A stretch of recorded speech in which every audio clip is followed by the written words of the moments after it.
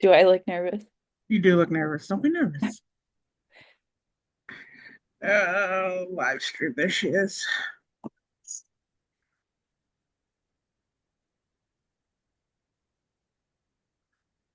This is the part that normally takes some problems.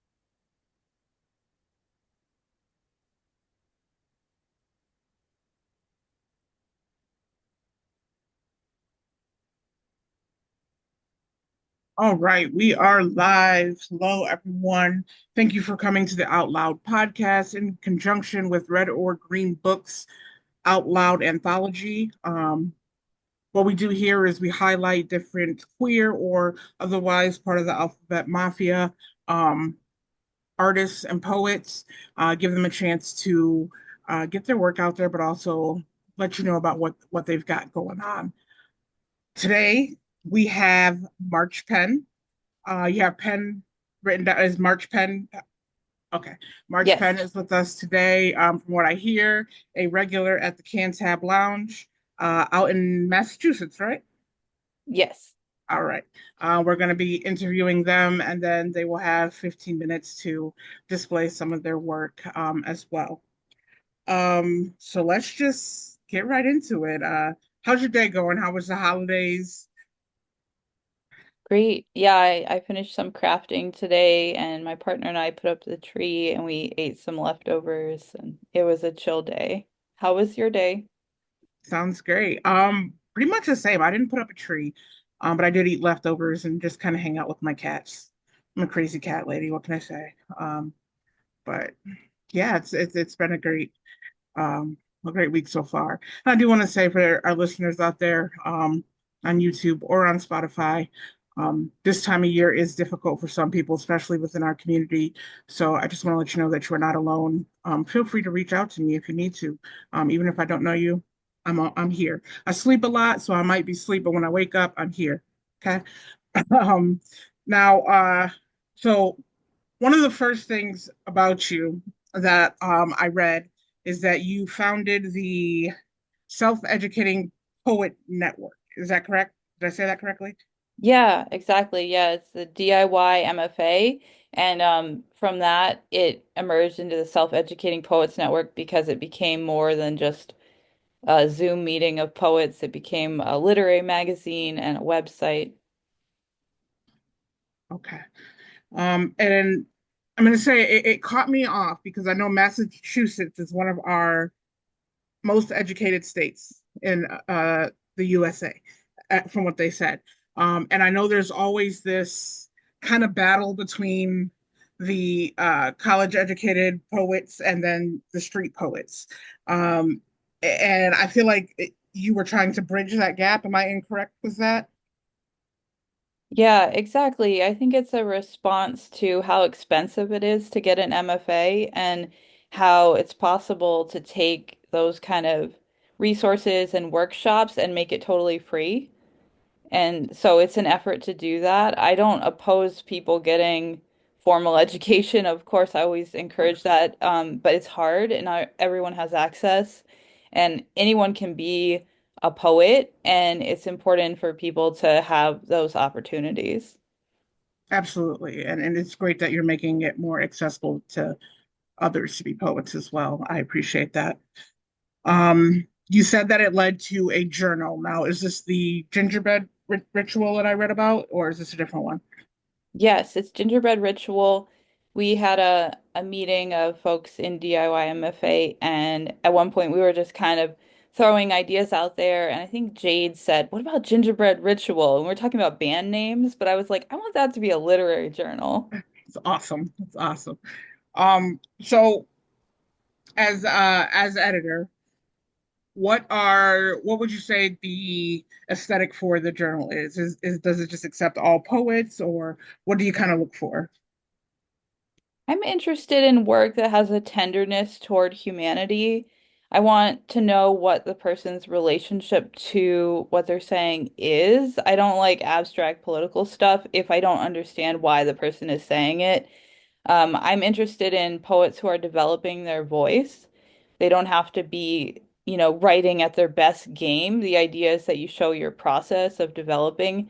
And right now, we're actually looking for more submissions. So if you go to selfeducatingpoetsnetwork.org, you can find the information about submissions. And I believe submissions are due the first week of January. And I would love to publish some new poets.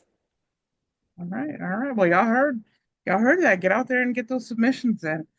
Um, so aside from making poetry accessible to the community, what is poetry to you on a personal level? You write your own poetry, of course.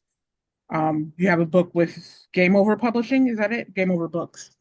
Yes, Game Over Books. Definitely check out gameoverbooks.com. So many great authors. Of course, I'm a little bit biased, but they do publish a range of all different voices in the poetry community, and I definitely recommend checking them out.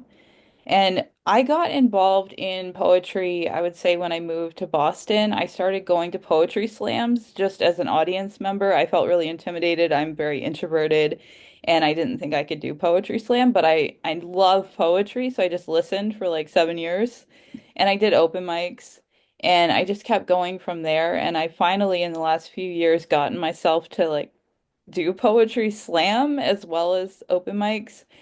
And I just kept working on this manuscript because basically I was diagnosed with autism and I didn't know my whole life that I had that issue going on and I had a lot of struggles. And so I used poetry as a way to kind of understand what my experience is like and be able to learn how to express that to others. Okay. Okay. And I think I did see somewhere that neurodiversity was something, one of the main topics that you talk about. What is the title of that book? Great. My book is called Green Antelope Fire, and you can find it with Game Over Books. It's my first full-length collection, and I struggled for over 5 years with rejections, and I didn't think it would ever get published, and I just kept changing it and updating it, and it finally got accepted, and I was so thrilled. Yes, I bet it's amazing being able to hold something like that in your hands after so long. I recently published my own book and with Red or Green, who it also runs this Zoom, and it's an amazing feeling when you get to hold that in your hands and give it to other people so they can, you know, take it in as well. Um, so again, we are a queer Alphabet Mafia podcast. Um, for yourself, how would you say that your identity, whatever that may be, uh, other than, I know you spoke about neurodiversity and things like that, how does it find its way into your work or the things that you do for the community? Yeah, I noticed that a theme of your podcast is either the concept of coming out or kind of how people are relating to their identities in the LGBTQ community. And thank you so much for starting this kind of dialogue. I love this podcast. During the pandemic, I felt kind of lonely. I think like a lot of people lost queer community if they had it ever. And so I went online and I found a lot of podcasts and I was listening to queer people tell their stories. And so when I got to listen to this podcast, I was like, this is exactly what I'm always looking for. Um, so in terms of my identities, the first time I tried to understand it, I was like 18 or 19 and I identify as queer. And that was because I felt a lot of confusion about gender and sexuality, and I didn't feel like it was straightforward. I knew I was attracted to women, but I'd sometimes had some feelings for men, and I also had no language at the time, but I'm attracted to non-binary people and trans people of all different gender identities. So that was kind of the beginning for me, was 18, 19 years old, understanding that. And it was very terrifying because I had struggled my whole life with social connection. And so I really didn't know how to come out. And I don't know if I was ever totally successful, to be honest, but I really tried. And I got to meet other queer people. And I felt like maybe not always, but frequently they were more understanding of differences. And I really appreciated that. And I had good social experiences for the first time in my life. And then later on in my late 20s and into my 30s, I met more people who are identifying as non-binary, gender fluid, gender queer, things like that. And so I started identifying that way, which is, it's always tricky when you identify i- in a way that's different than how people might perceive things. So that's something I still continue to navigate and try to understand. Right. No, I definitely understand it. It's definitely a process. I think that's why we call it fluidity because it's always changing and doing its own thing. Millie rocking through the spectrum there. I'm trying to think.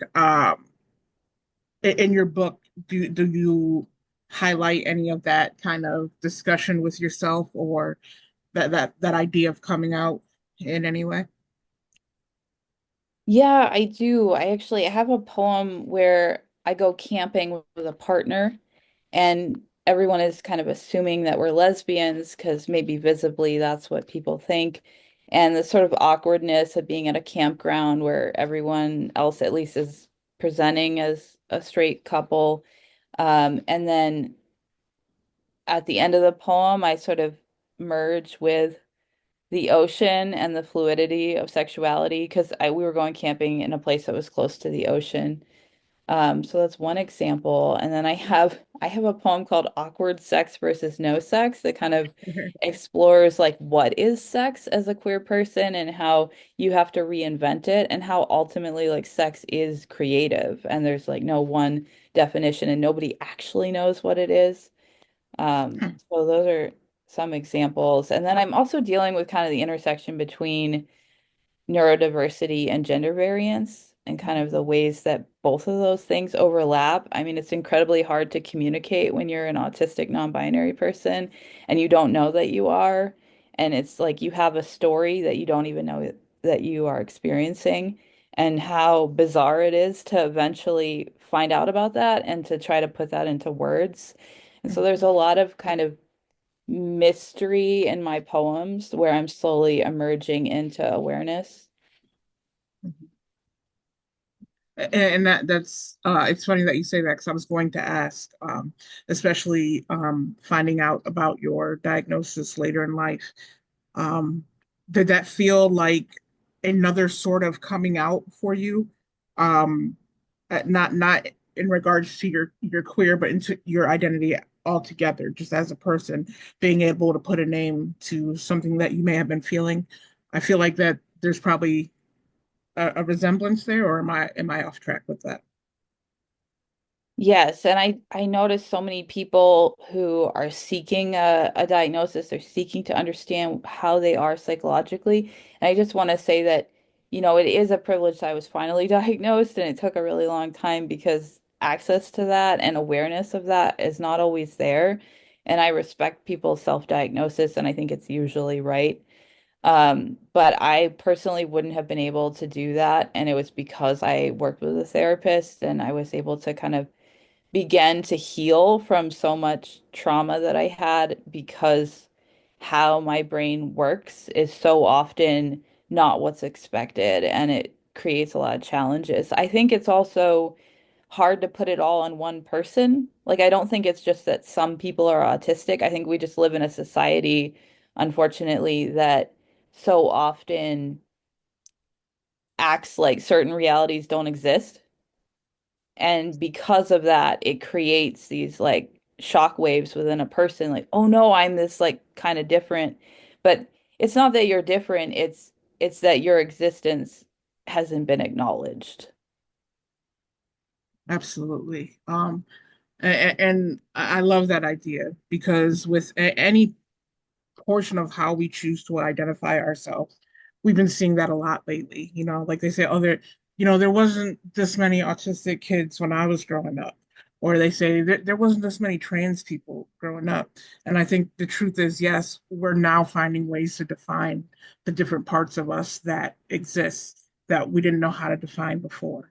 Um, so I think that's very important, and I do thank you for talking about it. I know it's a little personal as well, but I think a lot of people struggle with that. And you said something um, that I resonated with, where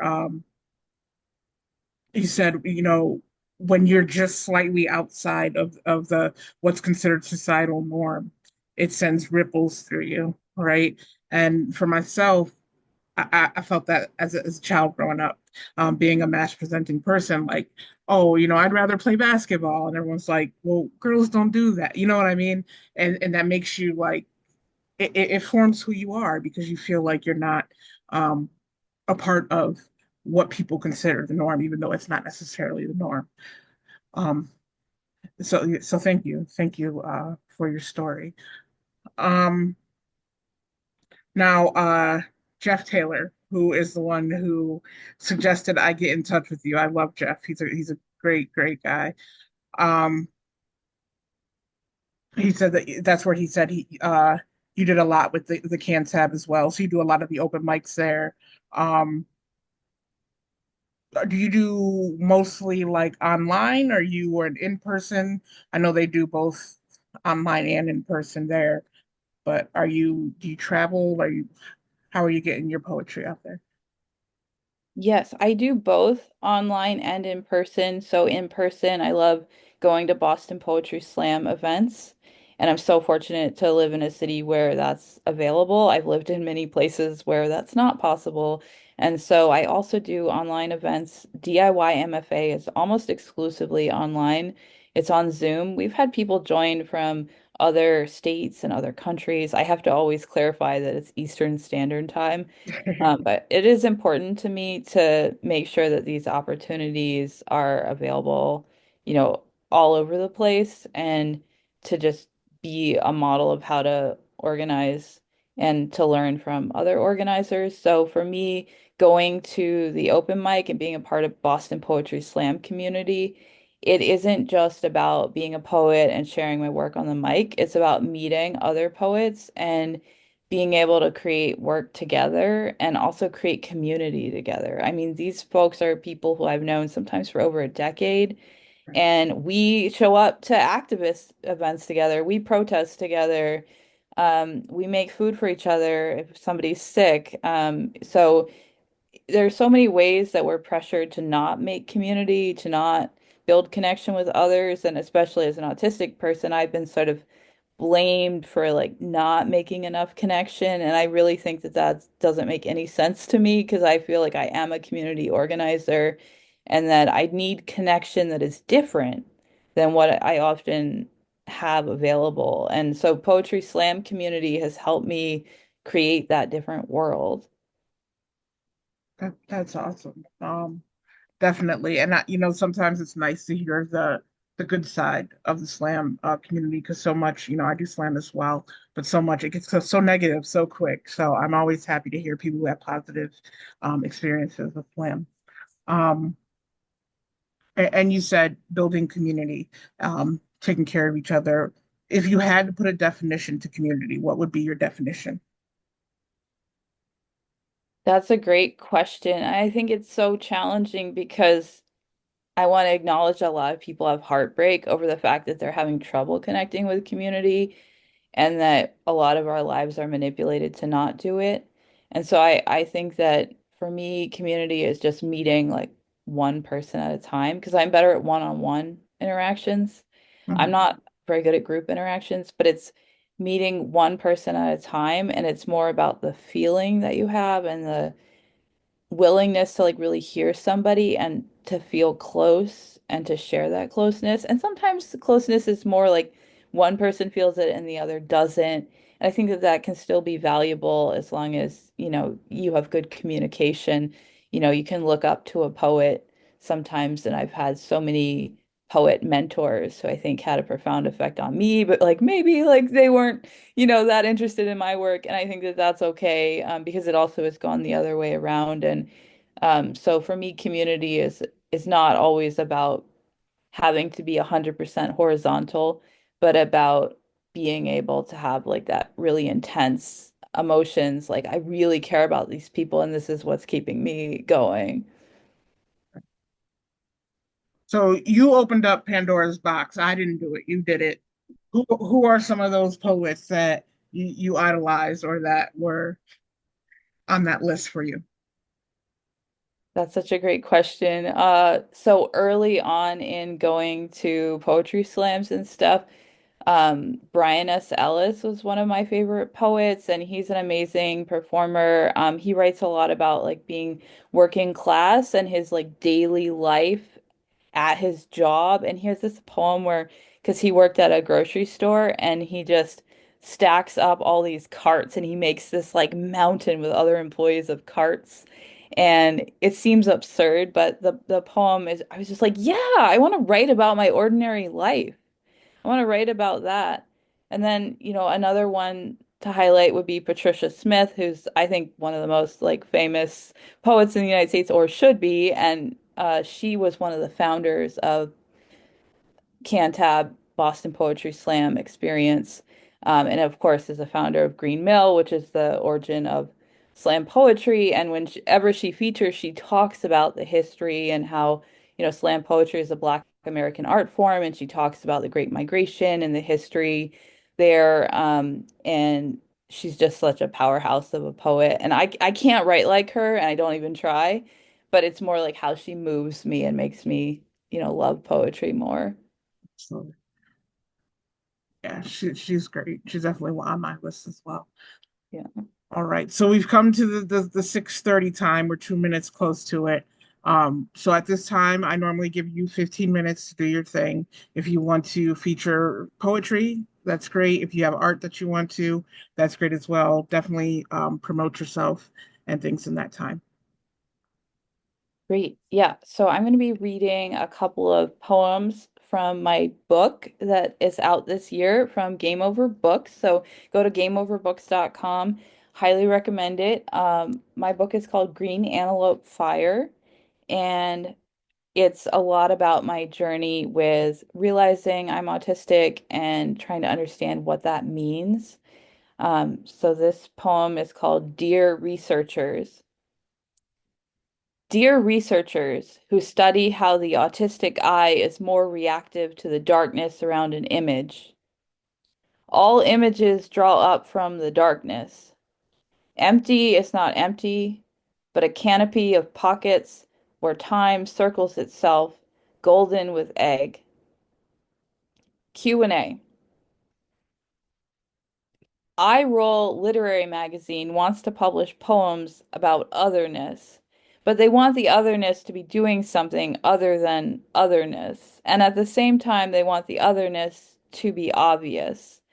I'm totally confused and anxious that my poems about autism don't fit what they are looking for, and this triggers an emotional spiral about how my poetry isn't good enough. I finally got the keys to the house I've been living in for over 30 years. There's grief in that. Grief so deep it's hard to make my autism ride a bicycle or hold on to the fin of a dolphin. A professor who I took an online class with during the pandemic said about form poetry, learn the rules so that you can break them. What is stressed versus unstressed when my sensory processing makes every syllable its own intense stress? Everything too loud, everything already screaming. If I can't learn the rules and I only break them, question. How do you say my intuitive frameworks don't match the way things are in the world? Answer. You don't for a long time. A musician I like talks about being masculine of center on a podcast, but I don't know how to have a center. When I was young, everything turned dark blue, an internal ocean, painfully zinging with a surfacing light. How I come out of nowhere with no warning, accompanied by a flat affect. Observations delivered from folks using a singular prompt. Offer advice that no one asked for. That's a common theme in my work is talking about all these forms of advice.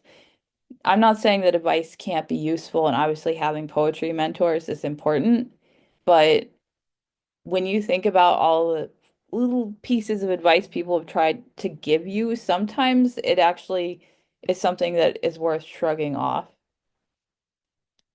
I'm gonna read, I have a couple of love poems for my partner, Ray. We moved in together at the end of July, and it's going very well, and that's exciting for me because I've had a lot of ups and downs. So, this is called a love poem for Ray. I like forgetting that plot exists while holding your hand at Dyke March. I like the big, soft waves of your hair. I never thought I would say this, but I like when clouds take over my body. Let's make a mess if it wards off dissociating.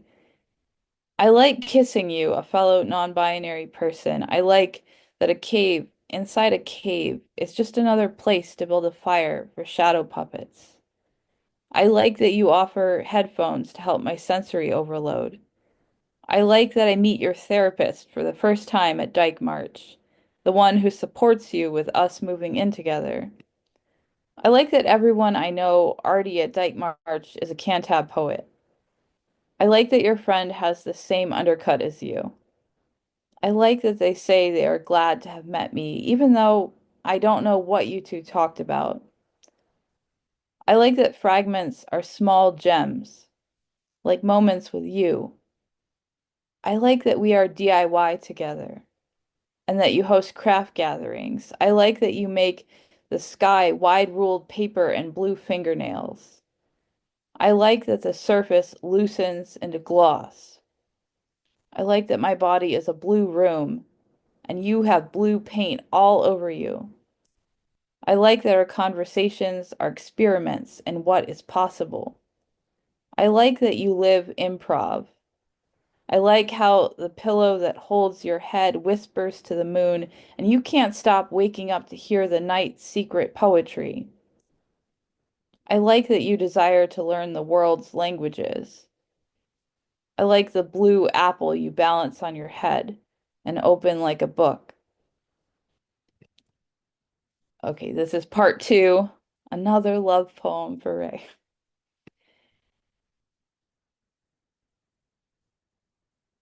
I love that you think cuffing season is when queer people cuff their sleeves and pant legs to show they're gay. I love how since you said that, I too believe in your version of cuffing season. When we go to CVS, you ask the one giving the shots today to please avoid your new tattoo and aim for the open skin in the head of the creature.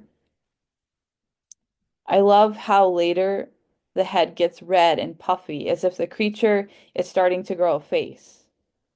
I can't believe you finish a 1,000-piece puzzle in one night by yourself. I'm so thankful that you want to do all the puzzles while I do none of them. My life is already an impossible puzzle. But when I am being distant, you ask for a hug. I love the weight of your head on my chest, the spiral of your hair tickling my neck. I love the soft bites of potatoes you make in the morning, and how you've gotten me to watch TV shows even though I thought I only liked documentaries with Stephen Hawking. You remind me that life is vast and that the ways I'm falling apart are still attractive to you. You serenade me with songs. You suddenly turn any phrase into a lyric. You musical improv at all hours and speak multiple languages, finding extra meanings wrapped up in dimensions beyond sensation. You're sleeping as I write this poem, probably having some random anxiety dream, as we both have, because the real dream is being awake in your arms, comforted of my terrors, the myth of a wholeness come to life, how we journey through difficult chaos to meet each other, selves that once weren't ready to exist, emerge as the light between us. How am I doing on time? All right, You are good. You're 6 minutes in. perfect. I am going to read some more from my book that just came out. And this poem will kind of give you a clue as to how it came to be called Green Antelope Fire. It's called Clearly the Answer is Obvious. The directions say to press the green antelope fire. The choices of buttons are the green, the antelope, the cannon fire, the green fire, the antelope canyon. I scan the list trying to figure out which button to press. I read the directions again. How will I ever decide which button to press? The directions say if I don't know what to do, email the dragon. Dear Dragon, which button do I press to schedule a time for underwater watercolors? Dear person who clearly has no clue, obviously I thought you already knew what to do. In that case, ask someone who has pressed the button before how they press the button. Dear person who has already pressed the button, which button did you press? Dear person who has not already pressed the button, yes, in fact, I have pressed the button before. When I press the button, I press the button. Always press the button related to you by the dragon. If you don't know what to do, ask someone in person or on Zoom. Dear Dragon, I know you said to already know the answer, and I know you said that if I don't, I should ask a person who has already pressed the button before.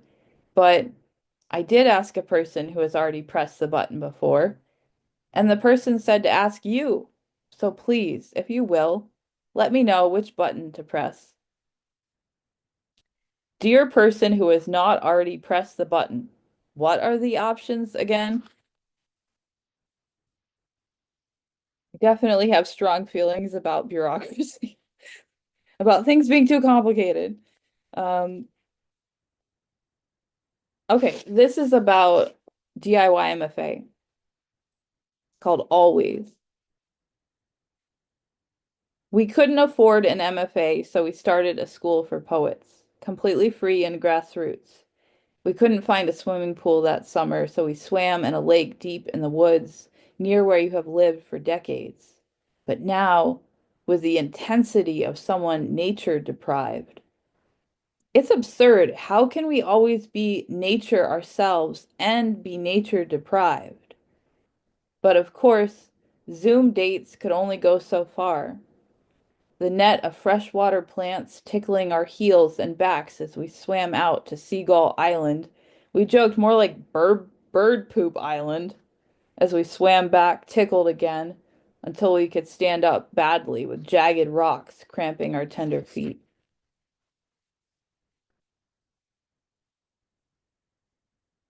All right, this is a short one. I changed my name because I like a name that's not as gendered.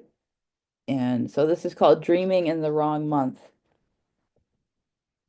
Knowing my name is a subconscious act, not to be all there for, but to be wavy with. An octopus snow globe, crowded flexibility. I dare against being always called, and now, as if the power to perforate the fabric mesmerizes the enthralled bodies of my body. Um, this is one thing that I struggled with socially.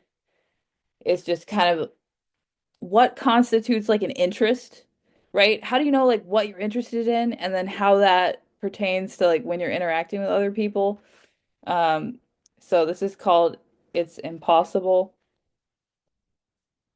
Sometimes people start talking about pop culture and they ping pong around things I have never heard of. I sit there drinking water from my glass, wondering how to show I care. Of course, there's always listening, but what am I listening to? What does this mean? I feel stuck in a chaos loop. Why don't I know things? I mean, no one can know everything or even most things, but I'm always that person whose friend made them go to a Red Sox game, even though they spent their recess doodling in the dirt. It wasn't until my third Red Sox game that I realized what was going on, and I started to like it. I wasn't sure what it is. Did I like baseball, or did I like having a self that was engaged by something that a lot of other people are engaged by? Um, this one is called experimental prompting. There is a dick-shaped shadow on the wall, and I can't figure out which object is casting it. Oh well, gender is like that. The magic 8 ball predicts I will die in the jaws of an animal that has already gone extinct. Sometimes I am unpersuaded by words or relationships. Thanks for putting up with me, honey bear. I would be a terrific grandfather. I would say to my grandchildren, you know, the original fidget spinner was a rock.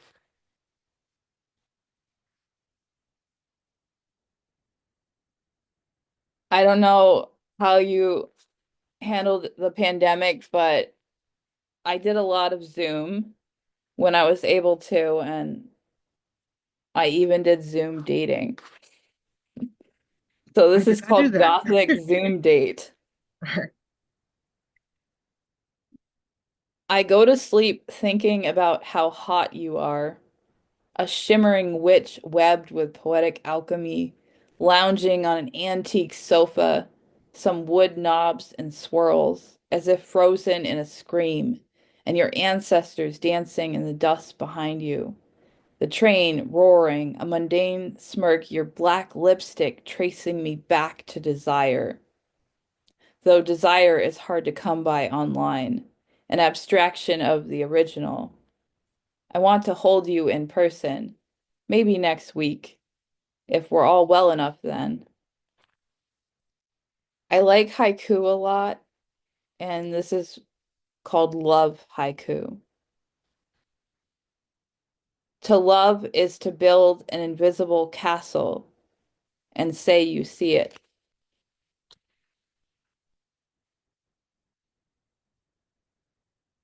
Another short poem, this one is called Sensory Processing from July 2019. I'm saying sensory processing a lot. It's one thing I'm becoming aware of.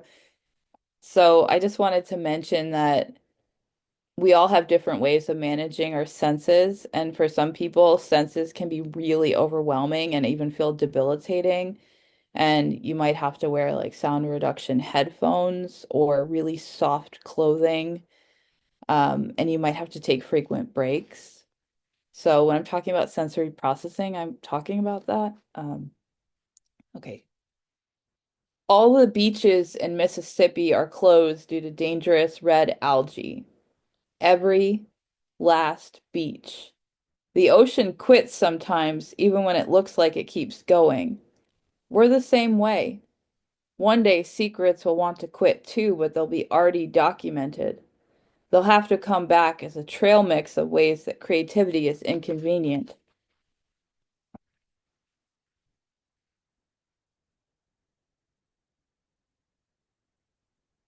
I think one time somebody asked somebody else, what does March write about? And the person was a little confused and then said, social awkwardness. So that's very much this poem, All-Consuming Cure. I love it. In the bear suit, I'm not responsible for my face, and I seem cuddly. When else in life was this possible for me? Never. I have never had a very expressive face or looked cuddly. I look wilted before. My arms hung from my body like languid ropes that have retired from scraping the sea. But now, my face is a bear. Roar! I love my face. Roar! I seem cuddly and cute, and people like to pet me. Ouch! Not like that. Are those raptor claws or those human hands? Ah! I'm alarmed. No, really, this is my alarm face. Oh, I'm still wearing the bear costume, so you don't know. I'm running out of fear. No, I mean I'm fearful, so I'm running. Not that I have a shortage of fear. Oh, this is disorganized. As disorganized as one becomes when a bear enters the scene. So much for thinking everything will be better if I'm in a bear costume. The bear doesn't like costumes. But everyone's like, I love it. It's so cute. You're amazing. Right on. And I'm like, ah.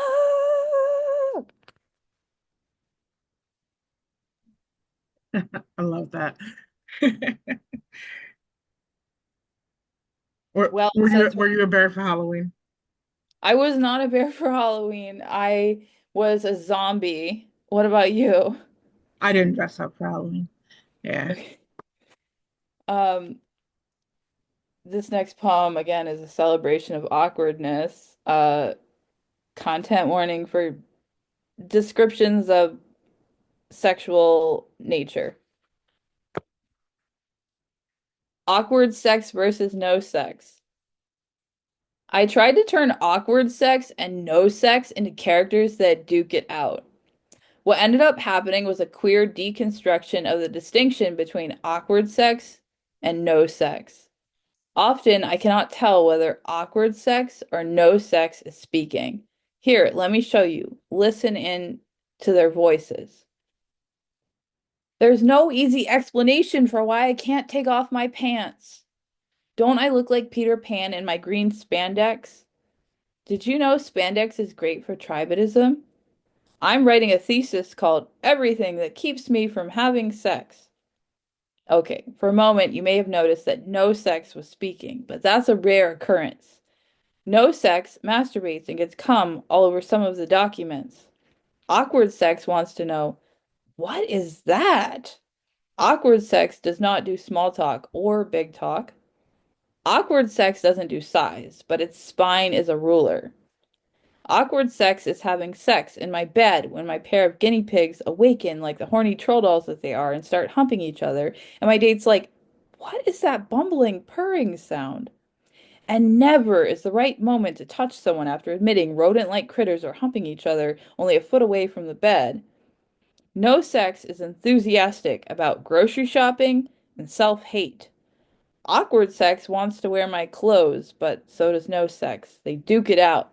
Pubic hair is shed. Once, after a poetry reading, an old man came up to me and said, wow, things really have come a long way. Such a young, beautiful lady can write a poem about pubic hair. I wanted to scream, that's genderqueer witch to you, Frankenstein. But I didn't. I shrugged it off. Should have screamed it. Um, feel free to cut me off whenever. I have chronic pain and chronic illness, and that's something I write about. So this is called Monday. Okay.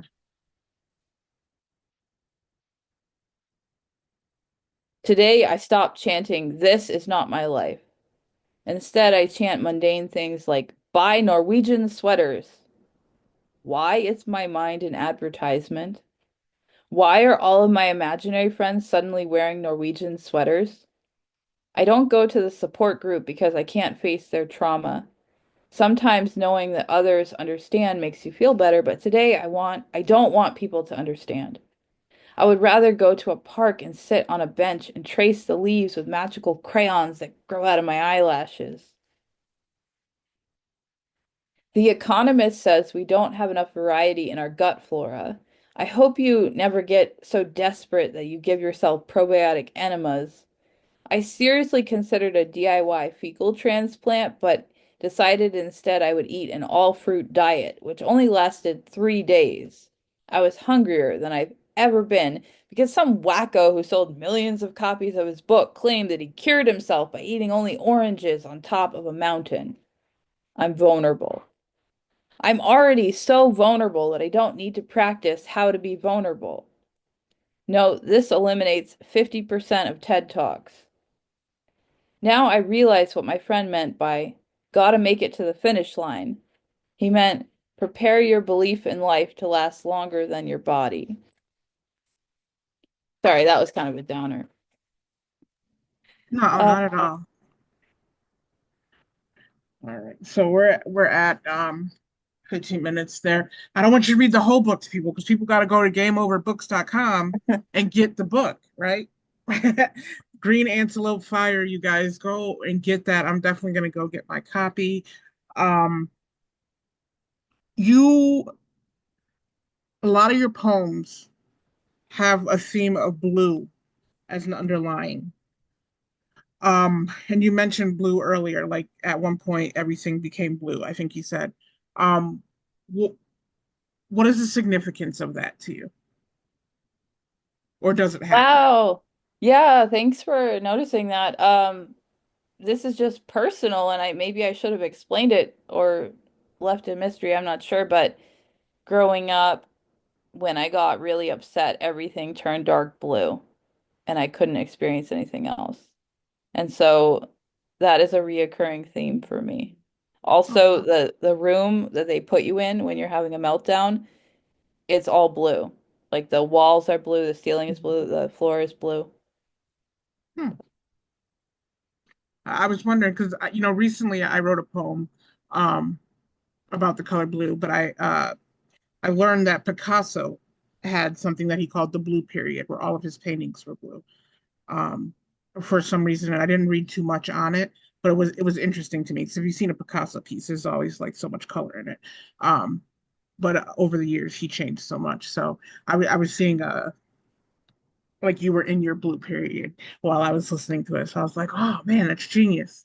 But yeah, that too is it's nothing. I haven't experienced anything like that, but that sounds very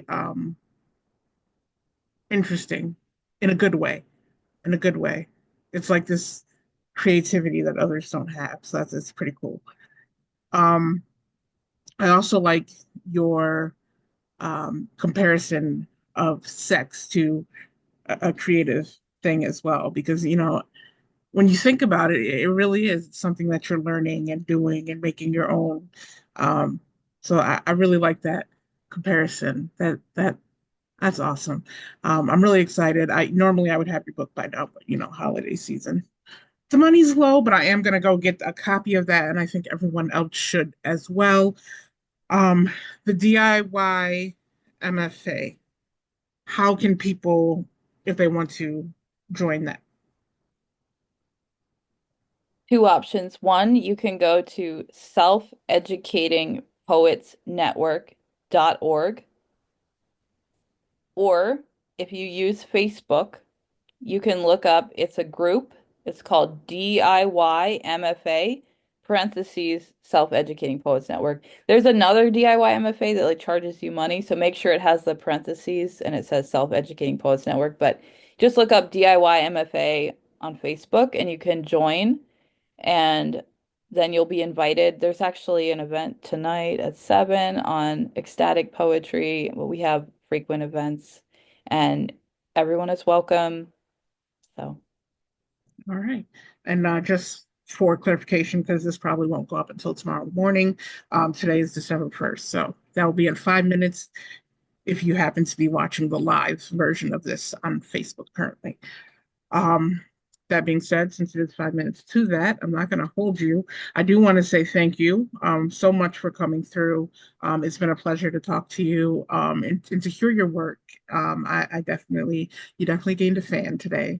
Um, I have other books from Game Over Books as well. I've got, Catherine Weiss. yes, yes. I got her book. I think it's Horse Girls versus Wolf Girls that was with them. Um, great book, great book.